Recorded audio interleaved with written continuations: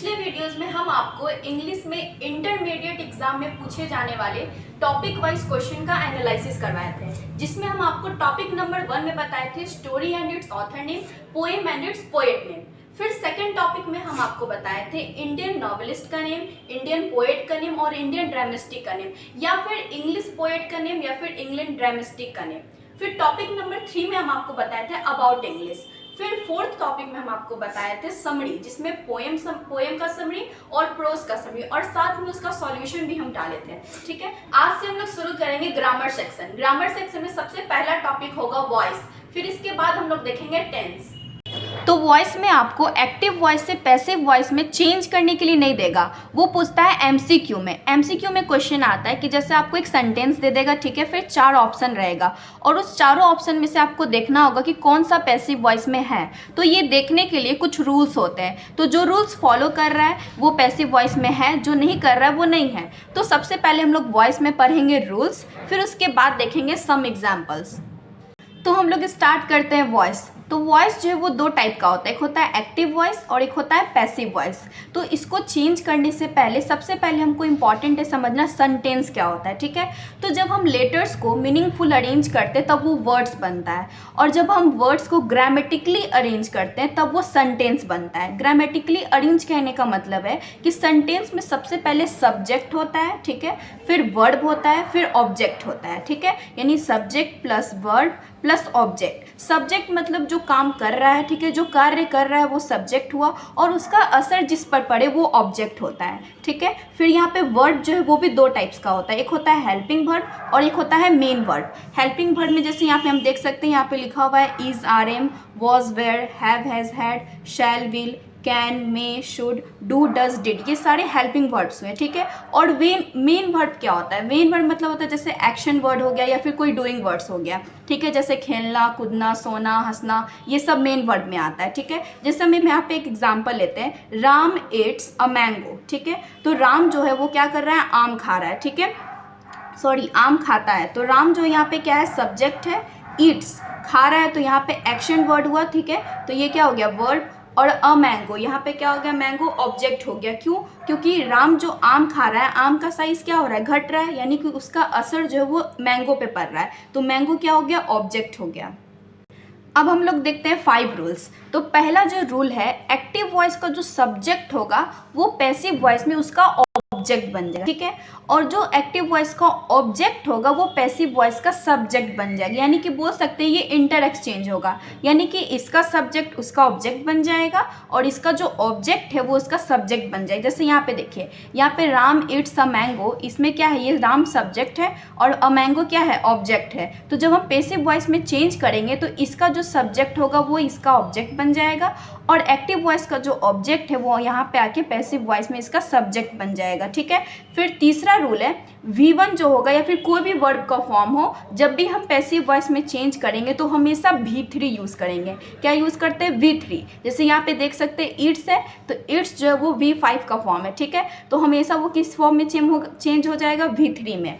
फिर fourth rule होता है, हमेशा ऑब्जेक्ट के पहले हम लोग बाय यूज़ करते हैं। ठीक है, ऑब्जेक्ट के पहले हम लोग क्या लगाते हैं? बाय लगाते हैं। लेकिन कुछ ऐसे स्पेशल केसेस है जहाँ पर बाय का यूज़ नहीं होता है, वो भी हम आपको बताएंगे। ठीक है, तो 5वां रूल है कि जब भी हम लोग हेल्पिंग वर्ब यूज़ करेंगे तो हमेशा पैसिव वॉइस के सब्जेक्ट के अनुसार लगाएंगे। ठीक है, जैसे यहाँ पे एग्जाम्पल है, राम एट्स अ मैंगो, तो अ मैंगो क्या है? इसमें ऑब्जेक्ट है, तो पैसिव वॉइस में जब हम लोग चेंज करेंगे तो अ मैंगो यहाँ का क्या बन गया? सब्जेक्ट बन गया। तो इसी के अनुसार यहाँ पर हम इज लगाए हैं। यदि यहाँ पे ये मैंगोज होता तो यहाँ पर हम लोग आर लगाते हैं।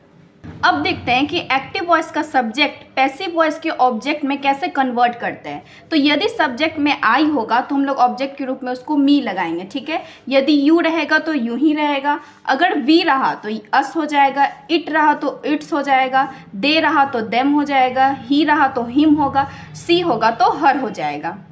तो इस तरह से हम लोग एक्टिव वॉइस के सब्जेक्ट को पैसिव वॉइस के ऑब्जेक्ट में कन्वर्ट करते हैं। अब हम लोग देखते हैं कि टेंस के अनुसार कैसे एक्टिव से पैसिव में चेंज करेंगे।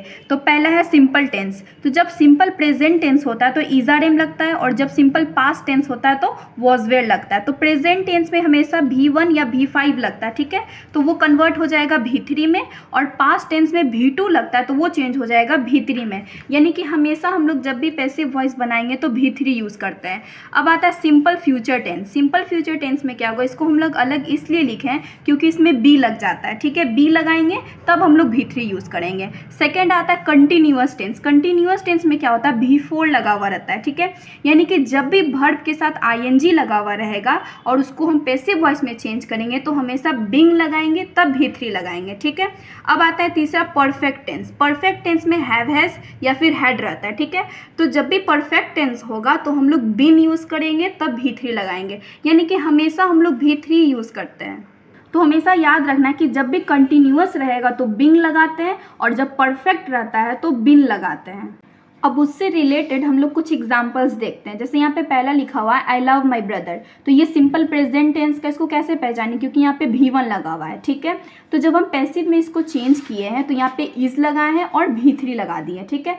अब आता है सेकंड, जैसे यहाँ लिखा हुआ है सी वॉज टीचिंग द स्टूडेंट्स, यानी कि यहाँ पे वर्ब के साथ ING लगा हुआ है, नहीं, ये कंटिन्यूअस है, तो कंटिन्यूअस में क्या लगा दिए, बिंग लगाए हैं। और यहाँ पर वर्ड क्यों यूज़ किए, क्योंकि यहाँ पे स्टूडेंट्स है, क्योंकि पहले बताए थे कि पैसिव वॉइस के सब्जेक्ट के अनुसार हम लोग हेल्पिंग वर्ब लगाएंगे, तो यहाँ पे स्टूडेंट्स था इसलिए यहाँ पे वेयर लगा दिए, ठीक है। अब जैसे the police catch the thief, ये है सिंपल पास्ट टेंस का, तो वॉज लगा दिए और V3 यूज़ किए हैं, ठीक है। और यहाँ पे हैड लगा हुआ है तो बिन लगा दिए, विल है तो बी लगा, और यहाँ पे फिर से विल हैव है तो यहाँ पे क्या लग गया, बिन लग गया। अब है स्पेशल केस जहाँ पे हम लोग बाय का यूज़ नहीं करते हैं। तो बाय का यूज़ हम लोग कब नहीं करेंगे, जब एक्टिव वॉइस के सब्जेक्ट में, यानी कि जब भी सेंटेंस जो है वो जब शुरुआत होगा वन से, समवन से, समबडी, नोबडी, पीपल, यानी जब भी ये सब से शुरुआत होगा तो हम लोग बाय का यूज़ नहीं करते हैं। या फिर कुछ सेंटेंस ऐसा भी होता है जिसको हम लोग को पढ़ के समझना हो कि यहाँ पे बाय लगाने का जरूरत नहीं है। जैसे यहाँ पे एग्जाम्पल्स है the doctor is examining the patient, ठीक है, तो जब हम इसको पैसिव वॉइस में चेंज किए तो क्या हो गया, the patient is being examined. यहाँ पे जरूर लिखना बाय द डॉक्टर, क्योंकि पेशेंट को कौन देखेगा, डॉक्टर ही देखेगा, ठीक है। सेकंड एग्जाम्पल है they are cutting the old trees, तो क्या हो गया, the old trees are being cut. और यहाँ पे तो पीपुल लगा हुआ है, जैसा यहाँ पे हम बताए थे जब भी ये सब लगा हुआ रहेगा तो बाय का यूज़ नहीं करेंगे। तो यहाँ पे लिखा हुआ पीपुल स्पीक हिंदी इन बिहार, तो क्या हो गया, Hindi is spoken in Bihar. तो ऐसे केसेस में बाय का यूज़ नहीं करना है।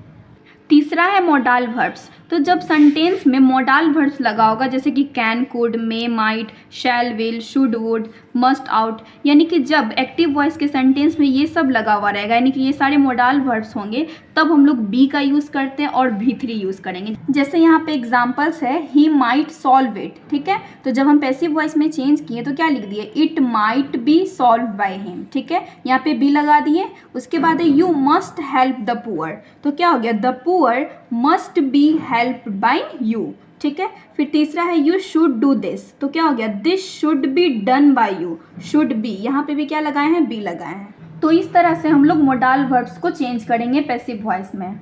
अब लास्ट है मेरा इम्पेरेटिव सेंटेंस। इम्पेरेटिव सेंटेंस यानी मतलब होता है कि वैसा सेंटेंस जिसमें ऑर्डर या फिर कमांड हो, ठीक है।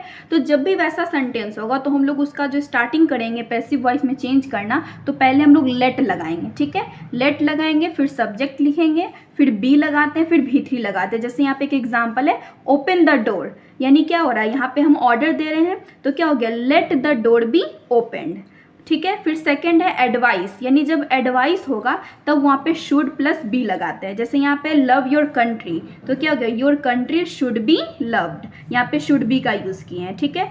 तीसरा सेंटेंस होता है प्लीज़ या फिर काइंडली, ठीक है, तो यहाँ पर हम लोग जब भी स्टार्ट करेंगे पैसिव वॉइस में लिखना तो वहाँ पे लिखेंगे यू आर रिक्वेस्टेड टू।